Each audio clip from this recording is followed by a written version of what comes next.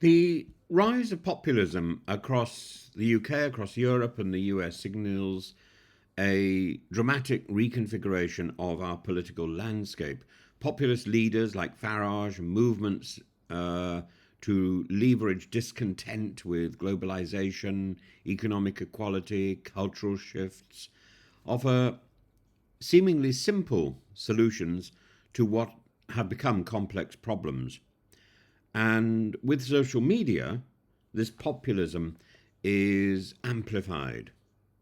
The trend has blurred the lines between what is left, what is right, making ideological alignments less predictable, but making tribalism more certain. It's also embraced disruptive patterns and platforms such as Elon Musk's Twitter, both a tool and a battleground for narratives. In fact, Elon Musk himself is really both a tool and a battleground, cementing the interplay between digital media and political populism. In the UK, the populist narrative thrives on frustrations with Brexit's unresolved economic and cultural consequence.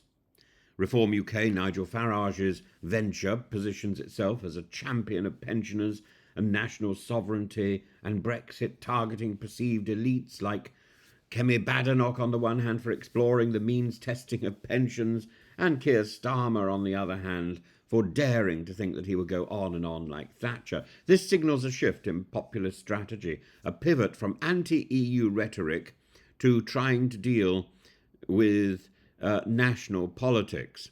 In Europe, Spain's Pedro Sanchez emphasizes a fight against the international far right.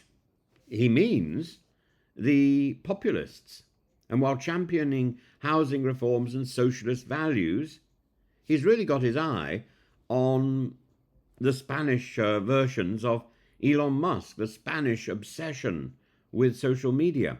Movements like Germany's AfD demonstrate how populism has weaponized economic discontent and cultural fears, aligning with platforms like Twitter to amplify its reach. Elon Musk embodies a new dimension of influence, the intersection of populism, technology, and wealth. And his platform on Twitter is under scrutiny for amplifying far-right content, amplifying, manipulating algorithms, and privileging disruptive voices. And Musk's endorsement, for example, of Germany's AfD and criticism of UK politicians, including his chum Keir Starmer, including his chum Nigel Farage, but also criticising, the Prime Minister Keir Starmer. It reveals a personal, partisan agendum that undermines democratic principles of neutrality. Now, of course, anybody on any platform, social media, is welcome to criticise, welcome to comment. That's what the platforms are there for. That's what debate is there for. But when you own the platform, and when you can manage the reach of your voice to such an extent, you stop becoming an individual and you start becoming an icon, an oracle. And the oracle is a dangerous individual. The EU's investigation into Twitter's compliance with the Digital Services Act highlights growing concerns over algorithmic bias, and the recommender system, which allegedly boasts certain narratives, will be boosted, while shadow banning others poses risks to electoral fairness. So despite regulatory pushes, Musk's wealth and platform effectively enable him to shape discourse in the UK, in Europe, and the US, and to be pleased about it. It's about an acquisition of and a consolidation of power. It's not about his voice. It's not about what he thinks. It's about what he can do. And that is the problem. In the US, Musk's influence aligns with Donald Trump's populist resurgence, while in the UK, his provocations fueled debates about free speech and political accountability. Meanwhile, in Spain, his actions are framed as a threat to democracy itself, much like a revival of the fascist history, with Sanchez criticizing Musk's role in spreading disinformation. Musk's rise raises real questions about probity and about power. Who controls narratives in democracies? How do we safeguard public discourse from becoming a plutocratic plaything, the plaything of the rich? The challenge for governments lies in balancing free speech with algorithmic transparency while resisting undue influence from figures like Musk. My own understanding of Musk is a very simple one, that Musk isn't really impelled, propelled, pushed by any form of intellectual reasoning and intellectual conviction. He is pushed simply by a desire for power. And whatever proposal gets that power is what he will push. And that's a disturbing analysis, I know, but I think it's borne out by the reality. Musk doesn't seem to do his research. He picks up the latest gossip and then amplifies it. Musk is basically a funnel.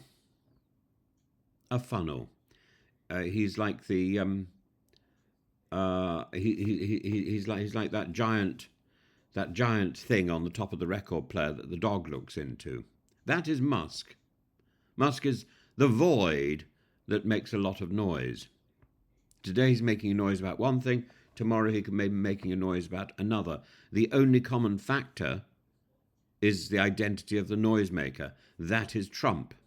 Trump is the black hole that causes disturbance.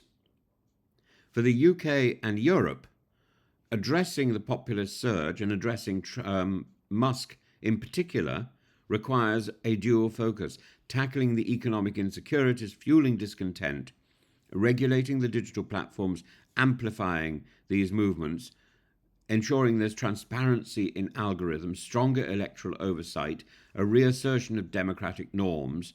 All of these things are vital. And as Sanchez remarks, the true power of democracy lies with the people, not with billionaires like Musk or Trump and their platforms. Where the populism evokes and evolves into where the populism evokes democracy and evolves into constructive reform or devolves into polarization depends on government's ability to adapt, to control, to predict these seismic changes, these seismic shifts in the way that political discourse is changing, in the way in which we digest and promote information. If we cannot shut down social media, we cannot pretend that Musk and Trump and these individuals don't exist, to turn around and say, oh, don't talk about them because that amplifies their importance. What utter rot. We have to talk about these things.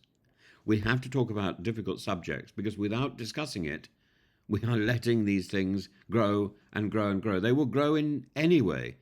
The only way to deal with this is to try to understand what this growth is. And a growth which is wayward, and a growth which is uncontrolled, there is a name for that, is there not? It's called cancer. It's called cancer. And what do we do with cancer? We call it out. We ring fence it. We identify it as a disease. And in this particular case, the disease is Elon Musk. Oh, I'm so sorry. You've got Elon Musk. I don't know how long you've got to live. That is the state we're in at the moment. It's dangerous. And it's potentially terminal.